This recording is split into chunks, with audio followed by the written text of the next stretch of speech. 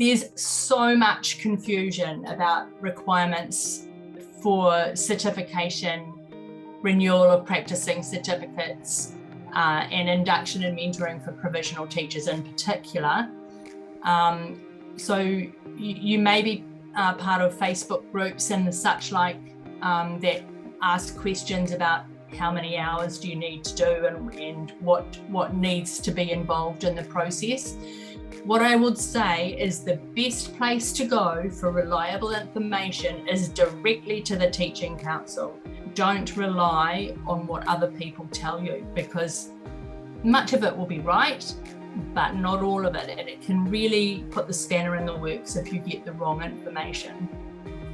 It's also important that you know that in the licensing criteria, part of the licensing criteria is that centres are expected to support teachers to move to full certification. There needs to be some documentation of your of the progress and of your development. So this is an area where there's a lot of misinformation. In terms of expectations from the Teaching Council, they don't have a lot of expectations about how or what should be documented, but what they do say is there needs to be evidence of a program of support for you.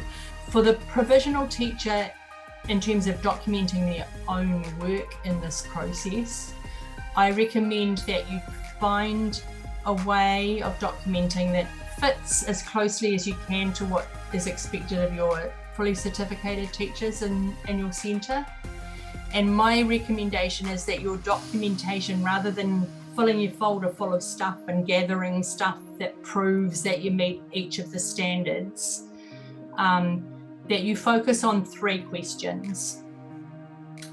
So the 3 questions are these: what am I learning? What am I doing differently because of what I'm learning? And what difference is that making for the children? So if you do sort of little cycles of exploration focusing around those 3 questions, what am I learning? What am I doing differently? And what difference is that making? What are the outcomes for the children? Then that will show your progress and development. Yeah? So more documentation is definitely not better. I would say that many mentors, in my research, my PhD research shows this, and others in New Zealand and overseas does as well. Mentors tend to mentor in the way that they were mentored. And so, up until relatively recently, provisional teachers were expected to gather big folders of evidence against each of the standards. And so if your mentor did that when they were being mentored, they may still think that that is the expectation. So once again, having a good look around the Teaching Council website, there's information about induction mentoring programs there. There's information about what documentation does need to be kept. As I said, it's about evidence of the program, documentation of meetings and feedback and observations,